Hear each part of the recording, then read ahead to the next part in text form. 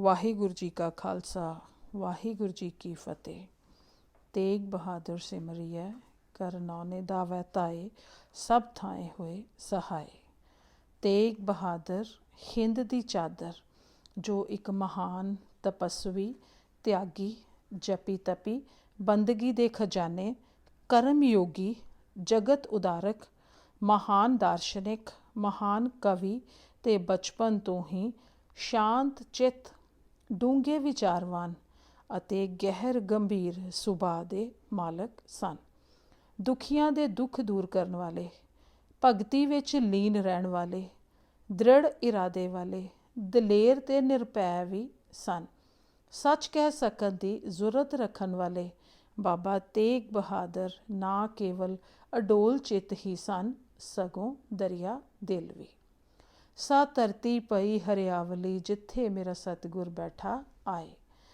ਉਹ ਭਾਗਾਂ ਵਾਲੀ ਧਰਤੀ, ਜਿਸ ਨੂੰ ਪਹਿਲਾਂ ਗੁਰੂ ਕਾ ਚੱਕ, ਫਿਰ ਚੱਕ ਗੁਰੂ ਅਤੇ ਅੱਜ ਸ਼੍ਰੀ ਅੰਮ੍ਰਿਤਸਰ ਸਾਹਿਬ ਦਾ ਮਾਣ ਪ੍ਰਾਪਤ ਹੈ। ਧੰਨ ਗੁਰੂ ਹਰਗੋਬਿੰਦ ਸਾਹਿਬ ਤੇ ਮਾਤਾ ਨਾਨਕੀ ਜੀ ਦੇ ਘਰ ਅਪ੍ਰੈਲ 1621 ਨੂੰ ਸ਼੍ਰੀ ਗੁਰੂ ਤੇਗ ਬਹਾਦਰ ਜੀ ਦਾ ਆਗਮਨ ਹੋਇਆ। ਉਸ ਵੇਲੇ ਗੁਰੂ ਹਰਗੋਬਿੰਦ ਸਾਹਿਬ ਜੀ ਸ਼੍ਰੀ ਹਰਿਮੰਦਰ ਸਾਹਿਬ ਵਿਖੇ ਆਸਾ ਜੀ ਦੀ ਵਾਰ ਦਾ ਕੀਰਤਨ ਸਰਵਨ ਕਰ ਰਹੇ ਸਨ। ਫਿਰ ਅਰਦਾਸ ਹੋਣ ਉਪਰੰਤ ਛੇਵੀਂ ਪਾਤਸ਼ਾਹੀ, ਬਾਬਾ ਬੁੱਢਾ ਜੀ, ਭਾਈ ਗੁਰਦਾਸ ਜੀ ਅਤੇ ਭਾਈ ਬਿਧੀ ਚੰਦ ਸਮੇਤ ਗੁਰੂ ਕੇ ਮਹਿਲ ਪਹੁੰਚੇ ਤਾਂ ਤੇਗ ਬਹਾਦਰ ਸਾਹਿਬ ਨੂੰ ਗੋਦੀ ਵਿੱਚ ਚੁੱਕਿਆ ਤਾਂ ਆਪ ਦੇ ਸਰੀਰ ਨੂੰ ਦੇਖ ਕੇ ਆਪਣਾ ਸਿਰ ਝੁਕਾ ਦਿੱਤਾ। ਤਾਂ ਭਾਈ ਬਿਧੀ ਚੰਦ ਜੀ ਨੇ ਪੁੱਛਿਆ ਕਿ ਆਪ ਨੇ ਇਸ ਬਾਲ ਨੂੰ ਸਿਰ ਕਿਉਂ ਝੁਕਾਇਆ ਹੈ? ਤਾਂ ਛੇਵੀਂ ਪਾਤਸ਼ਾਹੀ ਕਹਿਣ ਲੱਗੇ, ਇਹ ਮੇਰਾ ਪੁੱਤਰ ਗਰੀਬਾਂ ਦਾ ਰਕਸ਼ਕ, ਬਲੀ, ਸ਼ੂਰਵੀਰ ਤੇ ਤੇਗ ਦਾ ਧਨੀ ਹੋਵੇਗਾ। ਇਹ ਮੇਰਾ ਪੁੱਤਰ ਸੰਸਾਰ ਵਿੱਚ ਲੋਕਾਂ ਦੀ ਪੱਤ ਢੱਕੇਗਾ ਤੇ ਜਦੋਂ ਵੀ ਕਿਸੇ ਤੇ ਅੱਤ ਦੀ ਮੁਸੀਬਤ ਪਏਗੀ ਤਾਂ ਇਹ ਮੁਸੀਬਤਾਂ ਵਿੱਚ ਫਸਿਆਂ ਹੋਇਆਂ ਦੇ ਮੁਸੀਬਤਾਂ ਦੇ ਬੰਧਨ ਕੱਟੇਗਾ। ਇਸ ਲਈ ਮੈਂ ਇਸ ਦਾ ਅਦਬ ਕੀਤਾ ਹੈ। ਬਾਬਾ ਬੁੱਢਾ ਸਾਹਿਬ ਜੀ ਉਸ ਵੇਲੇ 115 ਸਾਲ ਦੇ ਸਨ। ਜਦੋਂ ਉਹਨਾਂ ਆਪ ਦੇ ਦਰਸ਼ਨ ਕੀਤੇ ਤਾਂ ਕਿਹਾ, ਮੈਨੂੰ ਪਰਮਾਤਮਾ ਨੇ ਸ਼ਾਇਦ ਇਸੇ ਕਰਕੇ ਦੀਰਘ ਆਯੂ ਦਿੱਤੀ ਹੈ ਕਿ ਆਪ ਵਰਗੇ ਤਿਆਗੀ, ਜਪੀ ਤਪੀ, ਬੰਦਗੀ ਦੇ ਖਜ਼ਾਨੇ ਦੇ ਮਾਲਕ ਦੇ ਦਰਸ਼ਨ ਕਰ ਸਕਾਂ। ਇੱਥੇ ਵਰਣਨਯੋਗ ਹੈ ਕਿ ਛੇਵੀਂ ਪਾਤਸ਼ਾਹੀ ਗੁਰੂ ਹਰਗੋਬਿੰਦ ਸਾਹਿਬ ਜੀ ਦੀ ਪੜ੍ਹਾਈ ਬਾਬਾ ਬੁੱਢਾ ਸਾਹਿਬ ਜੀ ਪਾਸੋਂ ਹੋਈ ਅਤੇ ਜਦੋਂ ਗੁਰੂ ਤੇਗ ਬਹਾਦਰ ਸਾਹਿਬ ਦੀ ਤਾਲੀਮ ਦੀ ਗੱਲ ਚੱਲੀ ਤਾਂ ਉੱਥੇ ਵੀ ਬਾਬਾ ਬੁੱਢਾ ਸਾਹਿਬ ਜੀ ਨੂੰ ਹੀ ਨਿਯੁਕਤ ਕੀਤਾ ਗਿਆ ਅਤੇ ਆਪ ਨੇ ਸਭ ਤੋਂ ਪਹਿਲਾਂ ਗੁਰਬਾਣੀ ਦੀ ਸੰਥਿਆ ਬਾਬਾ ਬੁੱਢਾ ਜੀ ਤੋਂ ਹੀ ਲਈ। ਆਪ ਬਚਪਨ ਤੋਂ ਹੀ ਗੰਭੀਰ ਤੇ ਸੰਤ ਸਰੂਪ ਸਨ। ਆਪ ਦਾ ਚਿੱਤ ਦੁਨੀਆ ਦੇ ਕੰਮਾਂ ਵਿੱਚ ਨਹੀਂ ਸੀ ਲੱਗਦਾ। ਧਨ ਪਦਾਰਥਾਂ ਦਾ ਲਾਲਚ ਤੇ ਧਨ ਦੌਲਤ ਦੀ ਖਿੱਚ ਉੱਕੀ ਹੀ ਨਹੀਂ ਸੀ। ਨੌਵੇਂ ਪਾਤਸ਼ਾਹ ਦੀ ਪ੍ਰਭਾ ਇਤਨੀ ਸੀ ਕਿ ਜਦ ਸਮੇਂ ਦੇ ਇੱਕ ਪ੍ਰਸਿੱਧ ਕਲਾਕਾਰ ਨੇ ਭਾਈ ਬੁਲਾਕੀ ਦਾਸ ਦੀ ਮਾਂ ਦੇ ਕਹਿਣ 'ਤੇ ਉਹਨਾਂ ਦੀ ਤਸਵੀਰ ਬਣਾਉਣੀ ਚਾਹੀ ਤਾਂ ਬਾਕੀ ਪਾਵਨ ਅੰਗ ਤਾਂ ਉਸ ਸਭੇ ਬਣਾ ਲਏ, ਪਰ ਜਦ ਰੂਹਾਨੀ ਚਿਹਰੇ ਵੱਲ ਦੇਖੇ ਤਾਂ ਕਲਮ ਡਿੱਗ ਜਾਏ। ਉਸ ਦੀ ਦੀਨ ਦਸ਼ਾ ਦੇਖ ਗੁਰੂ ਤੇਗ ਬਹਾਦਰ ਜੀ ਨੇ ਆਪੂ ਕਲਮ ਆਪਣੇ ਹੱਥ ਵਿੱਚ ਲੈ ਕੇ ਆਪਣੀ ਤਸਵੀਰ ਬਣਾਈ। ਇਹ ਸਾਖੀ ਮਹਿਮਾ ਪ੍ਰਕਾਸ਼ ਵਿੱਚ ਇਸ ਤਰ੍ਹਾਂ ਲਿਖੀ ਗਈ ਹੈ। ਚੌਪਈ। ਬੜਾ ਲਿਖਾਰੀ ਲਿਆਈ ਮਾਈ, ਸਤਿਗੁਰ ਹਜੂਰ ਤਸਵੀਰ ਲਿਖਾਈ। ਸਗਲ ਅੰਗ ਬਸਤਰ ਸੁਭ ਲਿਖਾ, ਮੁਖ ਕਮਲ ਪ੍ਰਭਾ ਨਹੀਂ ਲਿਖ ਸਕਾ। ਦੇਖ ਦਿਆਲ ਕਲਮ ਹੱਥ ਲੀਨਾ, ਜਿਸ ਹਾਥ ਸੁਧਾਰ ਸੰਪੂਰਨ ਦੀਨਾ। ਤਬ ਮਈ ਕੋ ਮੂਰਤ ਪ੍ਰਭ ਦੀਨਾ। ਸਾਖੀ 15 ਮਹਿਲਾ 9। ਆਪ ਮਹਾਨ ਆਗਿਆਕਾਰ ਪੁੱਤਰ ਹੋਏ। ਗੁਰੂ ਪਿਤਾ ਦੇ ਹੁਕਮਾਂ 'ਤੇ ਖੁਸ਼ੀ ਨਾਲ ਤੁਰਦੇ, ਸਦਾ ਪਿਤਾ ਦੀ ਆਗਿਆ ਵਿੱਚ ਰਹਿੰਦੇ, ਹਮੇਸ਼ਾ ਦਰਬਾਰ ਵਿੱਚ ਉੱਥੇ ਬੈਠਦੇ ਜਿੱਥੇ ਪਿਤਾ ਜੀ ਦੀ ਨਜ਼ਰ ਪੈਂਦੀ ਰਹੇ ਤਾਂ ਜੋ ਉਹਨਾਂ ਦਾ ਇਸ਼ਾਰਾ ਹੁੰਦੇ ਸਾਰ ਹੁਕਮ ਮੰਨ ਲਿਆ ਜਾਵੇ। ਸੋ ਅੱਜ ਦੇ ਬੱਚਿਆਂ ਨੂੰ ਗੁਰੂ ਸਾਹਿਬ ਦੇ ਜੀਵਨ ਤੋਂ ਬਹੁਤ ਵੱਡੀ ਸੇਧ ਲੈਣ ਦੀ ਜ਼ਰੂਰਤ ਹੈ, ਕਿਉਂਕਿ ਅੱਜ ਦੇ ਬੱਚੇ ਮਾਪਿਆਂ ਤੋਂ ਨਜ਼ਰ ਚੁਰਾਉਣ ਵਿੱਚ ਜ਼ਰਾ ਵੀ ਗੁਰੇਜ਼ ਨਹੀਂ ਕਰਦੇ ਤੇ ਨਾ ਹੀ ਕਹਿਣਾ ਮੰਨਦੇ ਹਨ। ਗੁਰੂ ਸਾਹਿਬ ਦੇ ਪਿਤਾ ਜੀ ਨੇ आग्या तलवार उठा के जंग विच जूझण दी कीती तां आप जी 14 साल दी उम्र विच करतारपुर ते अगे फगवाड़े दी जंग विच ऐसे जूझे कि तेग बहादुर दा नां सत कर दिखाया। जद गुरु पिता ने हुक्म किया कि बकाला विच जा टिको तां त्याग मल हो दिखाया। अब मानो मम बाए जाए बकाले तुम रहो, जिथे आप जी ने 26 साल 9 महीने 13 दिन भगती कीती। आग्याकार पुत्र दे नाल नाल आप सुहिरद पति भी सन। आप जी ने फरमाया सब आश्रम ते गृहस्थ उदारा, जो गृहस्थ ते उतरे पूरा अंत काल प्राप्त हद रूरा। गुरु जी तपियां विच तपी ते गृहस्थी में वड्डे गृहस्थी सन। आप जी गुजरी जी दा सदा ध्यान रखदे, उन्हां दे सुख संभाल लई कदी ढिल ना करदे। राम मुकाम ਅਤੇ ਢਾਕਾ ਤੋਂ ਲਿਖੇ ਹੁਕਮਨਾਮੇ ਇਸ ਗੱਲ ਦੀ ਗਵਾਹੀ ਭਰਦੇ ਹਨ।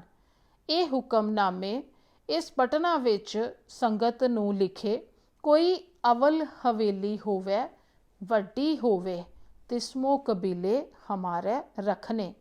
ਪਟਨਾ ਸਾਹਿਬ ਦੀ ਸੰਗਤ ਨੂੰ ਮੁੰਗੇਰ ਤੋਂ ਕੂਚ ਕਰਕੇ ਜਦ 9ਵੇਂ ਪਾਤਸ਼ਾਹ ਅੱਗੇ ਚੱਲੇ ਤਾਂ ਉਚੇਚਾ ਹੁਕਮ ਆਇਆ ਕਿ ਜਦ ਤੱਕ ਹਰਮੰਦਰ ਨਾ ਬਣੇ ਤਦ ਤੱਕ ਕਬੀਲੇ ਵੱਡੀ ਹਵੇਲੀ ਅੱਛੀ ਲੈ ਕੇ ਰੱਖਣਾ। ਇਸ ਤੋਂ ਪਤਾ ਲੱਗਦਾ ਹੈ ਕਿ ਗੁਰੂ ਸਾਹਿਬ ਜੀ ਗ੍ਰਸਥੀ ਦੀ ਜ਼ਿੰਮੇਵਾਰੀ ਵੀ ਕਿਸ ਸੁਚੱਜਤਾ ਨਾਲ ਨਿਭਾ ਰਹੇ ਸਨ।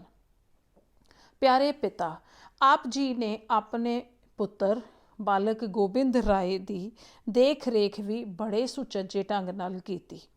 ਆਪ ਨੇ ਸਿਰੋਪਾ ਵੀ ਭੇਜਿਆ, ਫਿਰ ਉਹਨਾਂ ਦਾ ਖਿਆਲ ਰੱਖਣ ਲਈ ਕਹਿਣਾ ਅਤੇ ਖਾਸ ਕਰ ਜਦ ਬਾਲ ਗੋਬਿੰਦ ਰਾਏ ਰਿੜਨ ਲੱਗੇ ਤਾਂ ਖੁੱਲ੍ਹੇ ਵਿਹੜੇ ਵਿੱਚ ਖੂਹ ਹੋਣਾ ਸੁਣ ਕੇ ਇੱਥੋਂ ਤੱਕ ਲਿਖਿਆ ਕਿ ਖੂਹ ਬੰਦ ਕਰਵਾਏ ਦੇਣਾ। ਫਿਰ ਬਾਲਕ ਦੀ ਪੜ੍ਹਾਈ ਲਿਖਾਈ ਤੇ ਹੋਰ ਵਿੱਦਿਆ ਲਈ ਦੂਰੋਂ ਦੂਰੋਂ ਵਿਦਵਾਨ ਬੁਲਾ ਕੇ ਭਾਂਤ ਦੀ ਸਿੱਖਿਆ ਦਿੱਤੀ। ਬਚਿੱਤਰ ਨਾਟਕ ਵਿੱਚ ਕਲਗੀਧਰ ਜੀ ਨੇ ਆਪਣੇ ਸ਼ਬਦ ਪ੍ਰਗਟ ਕਰਦੇ ਹਨ ਕਿ ਕੈਸੇ ਪਿਆਰੇ ਮਹਾਨ ਪਿਤਾ ਸਨ ਸ਼੍ਰੀ ਗੁਰੂ ਤੇਗ ਬਹਾਦਰ ਜੀ। ਮਦਰ ਦੇਸ਼ ਹਮਕੋ ਲੈ ਆਏ, ਭਾਂਤ ਭਾਂਤ ਦਾਈਨ ਦੁਰਲਾਏ, ਕੀਨੀ ਅਨਿਕ ਭਾਂਤ ਤਨ ਰੱਛਾ, ਦੀਨੀ ਭਾਂਤ ਭਾਂਤ ਕੀ ਸਿੱਛਾ। ਇਸੇ ਤਰ੍ਹਾਂ ਆਪ ਮਹਾਨ ਸਖਾ ਮਿੱਤਰ ਅਤੇ ਗੁਰੂ ਪਾਤਸ਼ਾਹ ਹੋਏ।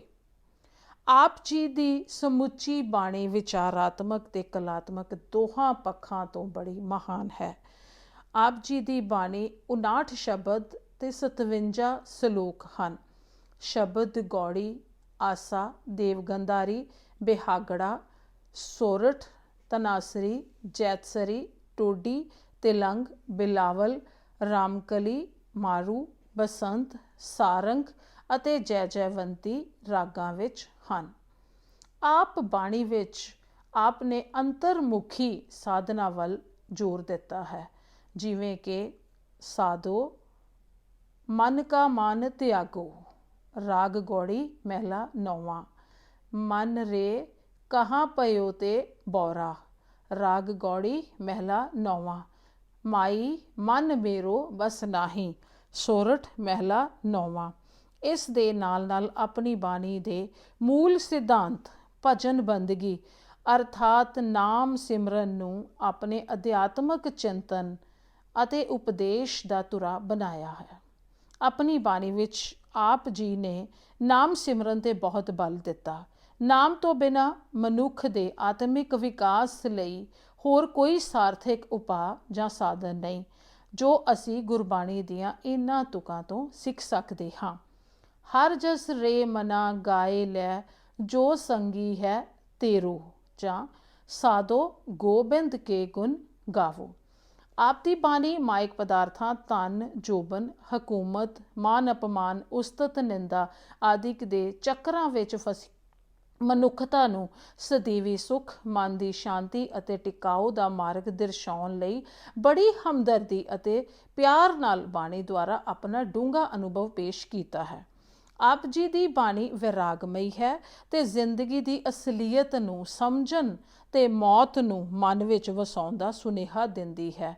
ਆਪ ਜੀ ਦੇ ਸ਼ਲੋਕ ਦਰਸਾਉਂਦੇ ਹਨ ਕਿ ਇਨਸਾਨ ਨੂੰ ਨਾ ਕਿਸੇ ਨੂੰ ਡਰਾਉਣ ਦੀ ਤੇ ਨਾ ਹੀ ਕਿਸੇ ਤੋਂ ਡਰਨ ਦੀ ਜ਼ਰੂਰਤ ਹੈ।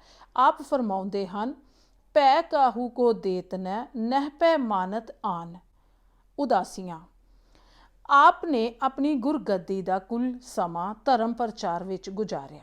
1665 ਤੋਂ 1671 ਈਸਵੀ ਤੱਕ ਪੰਜਾਬ, ਯੂਪੀ, ਬਿਹਾਰ, ਬੰਗਾਲ, ਅਸਾਮ, ਉੜੀਸਾ ਅਤੇ 1672 ਜਾਂ 1673 ਈਸਵੀ ਤੋਂ ਆਪਣੀ ਗ੍ਰਿਫਤਾਰੀ ਤੱਕ ਮਾਲਵਾ ਆਦਿਕ ਦੇ ਲੰਮੇ ਰਟਨ ਦੁਆਰਾ ਜਿਤਨਾ ਧਰਮ ਪ੍ਰਚਾਰ ਅਤੇ ਦੇਨ ਦੁਖੀਆ ਦਾ ਉਦਾਰ ਕੀਤਾ, ਉਸ ਦੇ ਵੇਰਵੇ ਬਾਰੇ ਤਾਂ ਪੂਰਾ ਗ੍ਰੰਥ ਲਿਖਿਆ ਜਾ ਸਕਦਾ ਹੈ। ਇਹਨਾਂ ਦੇਸ਼ ਰਟਨ ਵਿੱਚ ਆਪ ਨੇ ਲਗਭਗ 8000 ਮੀਲ ਸਫ਼ਰ ਤੈਅ ਕੀਤਾ। ਇਹ ਦੇਸ਼ ਰਟਨ ਇਸ ਤਰ੍ਹਾਂ ਸੀ: ਆਨੰਦਪੁਰ ਤੋਂ ਢਾਕਾ, ਢਾਕਾ ਤੋਂ ਅਸਾਮ, ਅਸਾਮ ਤੋਂ ਉੜੀਸਾ ਤੇ ਵਾਪਸ ਆਨੰਦਪੁਰ ਸਾਹਿਬ ਅਤੇ ਮਾਲਵਾ ਦੇਸ਼ ਦਾ ਰਟਨ। ਗੁਰੂ ਸਾਹਿਬ ਵਿੱਚੋਂ ਸ਼੍ਰੀ ਗੁਰੂ ਨਾਨਕ ਦੇਵ ਜੀ ਤੋਂ ਬਾਅਦ ਗੁਰੂ ਤੇਗ ਬਹਾਦਰ ਜੀ ਦੂਜੇ ਸਤਿਗੁਰੂ ਹਨ, ਜਿਨ੍ਹਾਂ ਨੇ ਦੇਸ਼ ਭਰ ਵਿੱਚ ਬਾਕੀ ਗੁਰੂ ਸਾਹਿਬਾਨਾਂ ਤੋਂ ਲੰਮਾ ਪ੍ਰਚਾਰ ਦੌਰਾ ਕੀਤਾ।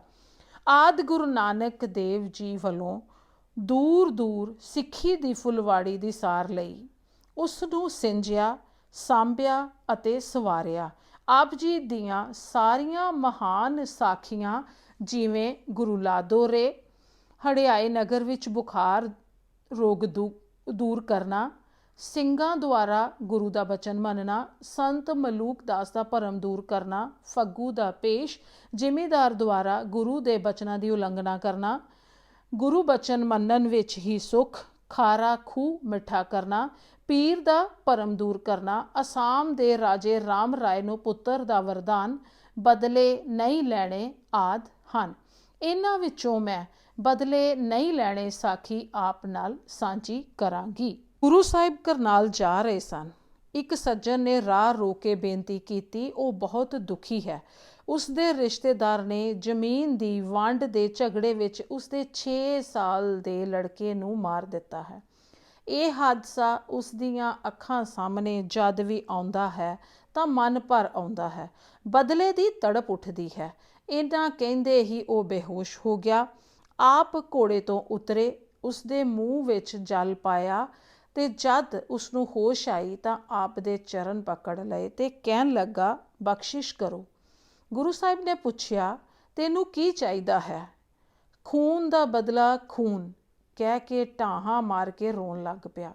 ਗੁਰੂ ਸਾਹਿਬ ਨੇ ਕਿਹਾ, ਇਸ ਵਿੱਚ ਕੋਈ ਸ਼ੱਕ ਨਹੀਂ ਕਿ ਤੈਨੂੰ ਬਹੁਤ ਦੁੱਖ ਹੈ, ਪਰ ਜਿਉਂ-ਜਿਉਂ ਬਦਲੇ ਦਾ ਧਿਆਨ ਕਰੇਗਾ ਹੋਰ ਦੁਖੀ ਹੋਵੇਗਾ। ਵਾਹਿਗੁਰੂ ਹੀ ਕੇਵਲ ਜਿੰਦ ਲੈ ਸਕਦਾ ਹੈ। ਜੋ ਉਪਜਿਆ ਹੈ ਉਸਨੇ ਬਿਨਸਣਾ ਹੈ, ਬਾਕੀ ਸਭ ਬਹਾਨੇ ਹਨ। ਜਿਸ ਨੇ ਜੀਵਨ ਦਿੱਤਾ ਹੈ ਉਸ ਨੇ ਹੀ ਲਿਆ ਹੈ। ਅਸੀਂ ਗਿਆਨਤਾ ਵਿੱਚ ਕਹੀ ਜਾਂਦੇ ਹਾਂ, ਇਹ ਆਪਣਾ ਕਹਿਣ ਕਾਰਨ ਹੀ ਦੁਖੀ ਹੁੰਦੇ ਹਾਂ। ਮਾਲਕ ਹੀ ਮੁਨਸਫ ਹੈ, ਇਨਸਾਫ ਉਸਦੇ ਹੀ ਹੱਥ ਹੈ। ਜਦ ਅਸੀਂ ਉਸਦੇ ਕਾਰਜਾਂ ਵਿੱਚ ਦਖਲ ਦੇਣ ਦੀ ਕੋਸ਼ਿਸ਼ ਕਰਦੇ ਹਾਂ ਤਾਂ ਮਾੜੇ ਚੰਗੇ ਕਰਮ ਉਪਜਦੇ ਹਨ। ਨਫ਼ਰਤ ਉਸਦਾ ਕੁਝ ਨਹੀਂ ਵਿਗਾੜਦੀ ਜਿਸ ਨਾਲ ਕੀਤੀ ਜਾਂਦੀ ਹੈ, ਸਗੋਂ ਆਪਣਾ ਹੀ ਅੰਦਰਲਾ ਸਾੜਦੀ ਹੈ। ਸਾੜਾ ਸ਼ੈਤਾਨੀ ਕਰਮ ਹੈ ਤੇ ਖਿਮਾ ਖੁਦਾਈ। ਖਿਮਾ ਹੀ ਮਨੁੱਖ ਨਾਲ ਰਿਸ਼ਤਾ ਪਾਉਣ ਦਾ ਰਾਹ ਹੈ ਅਤੇ ਵਾਹਿਗੁਰੂ ਤੱਕ ਰਸਾਈ ਲੈਣ ਦਾ। ਗੁਰੂ ਗ੍ਰੰਥ ਸਾਹਿਬ ਜੀ ਦਾ ਫੁਰਮਾਨ ਹੈ, ਨਿਵਨ ਸੁ ਆਖਰ ਖਵਨ ਗੁਣ। ਸਾੜ ਤੋਂ ਉਪਜਿਆ ਕ੍ਰੋਧ ਬੁੱਧੀ ਨੂੰ ਵਲੇਟ ਖਿਲਾਉਂਦਾ ਹੈ। ਕਾਮ ਕ੍ਰੋਧ ਕਾਇਆ ਕੋ ਗਾਲੈ, ਜੋ ਚਲਾ ਗਿਆ ਉਸਨੇ ਮੁੜ ਨਹੀਂ ਆਉਣਾ। ਸੋ ਪਾਣਾ ਮੰਨਣਾ ਹੀ ਸੁੱਖ ਦਾ ਰਾਹ ਹੈ। ਇਹ ਬਚਨ ਜਦ ਕਾਤਲ ਤੱਕ ਪੁੱਜੇ ਉਸਨੇ ਪਛਤਾਵਾ ਕੀਤਾ। ਇੱਕ ਦਿਨ ਕਾਤਲ ਨੇ ਸੁਪਨੇ ਵਿੱਚ ਡਿੱਠਾ ਕਿ ਉਸਦਾ ਲੜਕਾ ਕੋਈ ਝੋਲੀ ਵਿੱਚੋਂ ਖੋਹ ਕੇ ਲੈ ਜਾ ਰਿਹਾ ਹੈ। ਉਸਨੇ ਜਦ ਲੜਕੇ ਦੇ ਚੁੱਕਣ ਵਾਲੇ ਨੂੰ ਪਕੜਨਾ ਚਾਹਿਆ ਤਾਂ ਉਹਦੀ ਜਾਗ ਖੁੱਲ੍ਹ ਗਈ ਅਤੇ ਜ਼ਮੀਨ 'ਤੇ ਢਹਿ ਪਿਆ।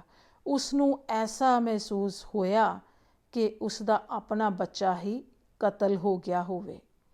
ਉਸ ਨੇ ਸਿੱਖ ਕੋਲੋਂ ਖਿਮਾ ਮੰਗੀ ਅਤੇ ਪਛਤਾਵਾ ਕੀਤਾ।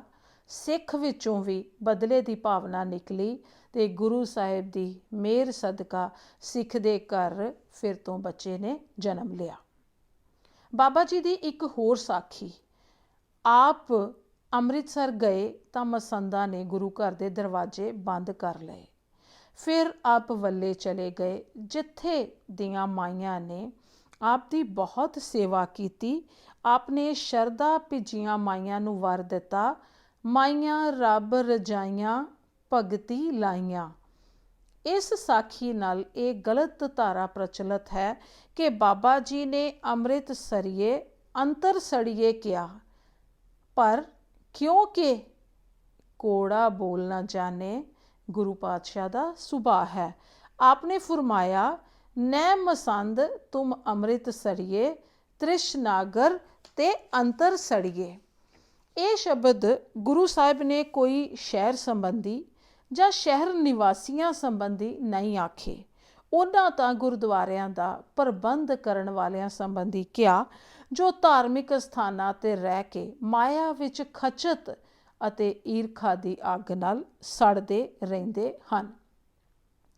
ਇਸ ਸੰਬੰਧੀ ਗੁਰੂ ਸਾਹਿਬ ਦੀ ਯਾਦਗਾਰ ਸ਼੍ਰੀ ਹਰਿਮੰਦਰ ਸਾਹਿਬ ਅੰਮ੍ਰਿਤਸਰ ਵਿਖੇ ਸ਼੍ਰੀ ਅਕਾਲ ਤਖਤ ਸਾਹਿਬ ਤੋਂ ਖੱਬੇ ਹੱਥ ਗੁਰਦੁਆਰਾ ਥੜਾ ਸਾਹਿਬ ਪਾਤਸ਼ਾਹੀ 9ਵੀਂ ਸੁਸ਼ੋਭਿਤ ਹੈ, ਜਿਸ ਸਥਾਨ ਤੋਂ ਗੁਰੂ ਸਾਹਿਬ ਜੀ ਵਾਪਿਸ ਮੁੜੇ ਤੇ ਵੱਲੇ ਪਹੁੰਚੇ। ਸੋ ਅੱਜ ਇਸ ਮਹਾਨ ਜਪੀ ਤਪੀ ਗੁਰੂ ਸਾਹਿਬ ਜੀ ਦਾ 400ਵਾਂ ਪ੍ਰਕਾਸ਼ ਪੁਰਬ, ਜੋ ਕਿ ਅਪ੍ਰੈਲ 2021 ਵਿੱਚ ਆ ਰਿਹਾ ਹੈ, ਨੂੰ ਮਨਾਉਣ ਜਾ ਰਹੇ ਹਾਂ।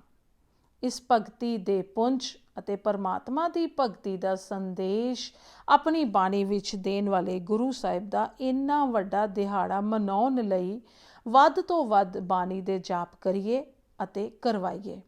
ਸੋ ਅੱਜ ਤੋਂ ਸਭ ਨੂੰ ਗੁਰੂ ਸਾਹਿਬ ਦੇ ਜੀਵਨ ਬਾਰੇ ਹੋਰ ਜਾਣਕਾਰੀ ਦੇਣ ਲਈ ਅਸੀਂ ਇੱਕ ਪ੍ਰੋਗਰਾਮ ਸਟਾਰਟ ਕਰਨ ਜਾ ਰਹੇ ਹਾਂ, ਜਿਸ ਵਿੱਚ ਸਕੂਲ ਦੇ ਟੀਚਰਸ ਆਪ ਨੂੰ ਇੱਕ ਸਾਖੀ ਸੈਂਡ ਕਰਨਗੇ, ਜਿਸ ਨਾਲ ਕੁਝ ਆਬਜੈਕਟਿਵ ਟਾਈਪ ਕੁਐਸਚਨਸ ਵੀ ਹੋਣਗੇ, ਤਾਂ ਜੋ ਸਟੂਡੈਂਟਸ ਨੂੰ ਮਹਾਨ ਗੁਰੂ ਸ਼੍ਰੀ ਗੁਰੂ ਤੇਗ ਬਹਾਦਰ ਜੀ ਦੇ ਜੀਵਨ ਤੋਂ ਸ਼ਹੀਦੀ ਤੱਕ ਦੇ ਸਫ਼ਰ ਨਾਲ ਜਾਣੂ ਕਰਵਾਇਆ ਜਾ ਸਕੇ। ਵਾਹਿਗੁਰੂ ਜੀ ਕਾ ਖਾਲਸਾ, ਵਾਹਿਗੁਰੂ ਜੀ ਕੀ ਫਤਿਹ।